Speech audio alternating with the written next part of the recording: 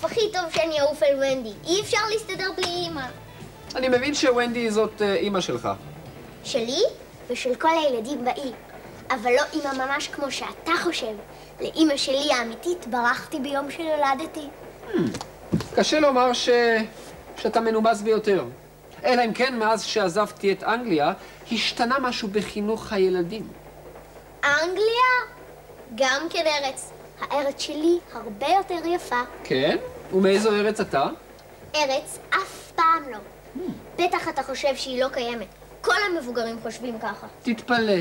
אני דווקא מאמין לך. ואני גם מוכן לעזור לך לתפור את הצל שלך. אף פעם לא ראיתי אבא של תופר. גבר שיוצא למסעות באונייה חייב לדעת לעשות הכל. אונייה? אתה שודד ים? או לא, אני רופא. אני רופא שמצטרף... איזה שיעמום. שיעמום?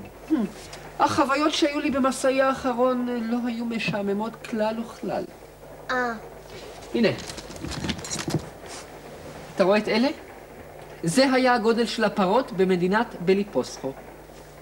אף פעם לא שמעתי על ארץ כזו. כן? ועל ארץ ליליפוט שמעת? אלה הם ארצות הגמדים. נקלעתי לליליפוט פעם כאשר האונייה שלי נטרפה בלב ים. חייתי ביניהם מספר שנים. היו לך הרפתקאות? אם היו לי הרפתקאות.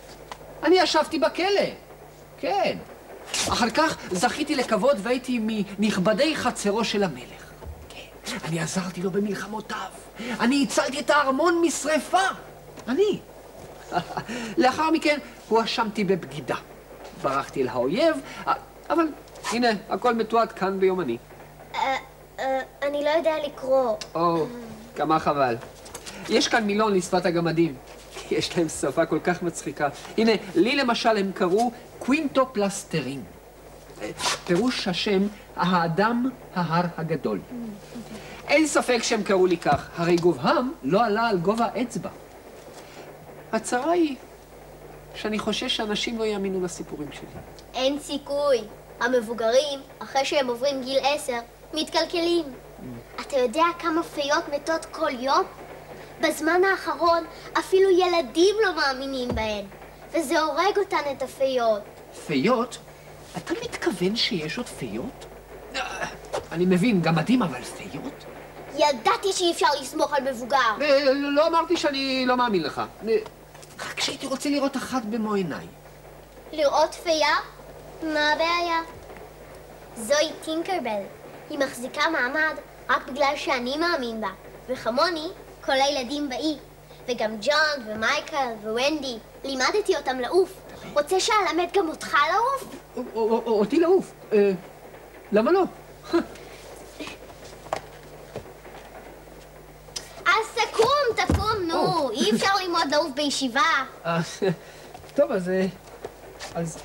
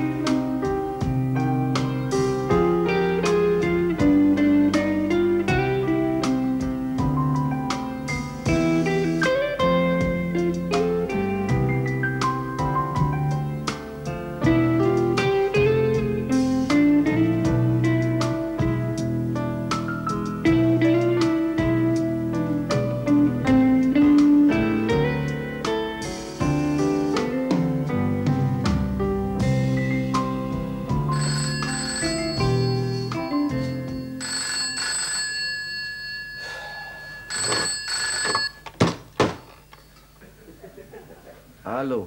שלום? שלום, מי זה מדבר? מיקי פריזך מתל אביב. איזה מושב? תל אביב. מושב תל אביב, מה זה מושב חדש? כן. כן, מה שמך אמרת, פרימור? מיקי פריזך. שום דבר, אני לא שומע אותך, אבל זה בסדר. דבר. התשובה היא גוליבר ממסעי גוליבר של יונתן סוויפט ופיטר פן ואת ברי. יפה, יפה, תשובה מלאה. אתה יודע מה אתה מקבל פרס? לא. 20 טון חצילים. תהיה בריא, להתראות. להתראות.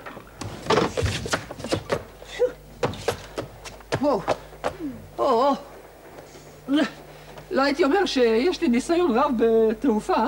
טוב, בשביל ניסיון ראשון זה לא היה רע. להתראות. רגע, פיטר פן, לאן אתה הולך?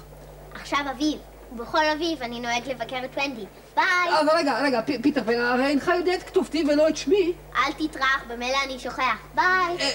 ובכל זאת, שמי גוליבר, גיבור ספרו של יונתן סוויפט, מסעי גוליבר.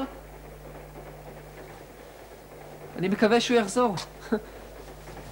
למרות שאני מתגעגע כבר לאשתי ולילדיי שלא ראיתי זמן רב, לא הייתי מתנגד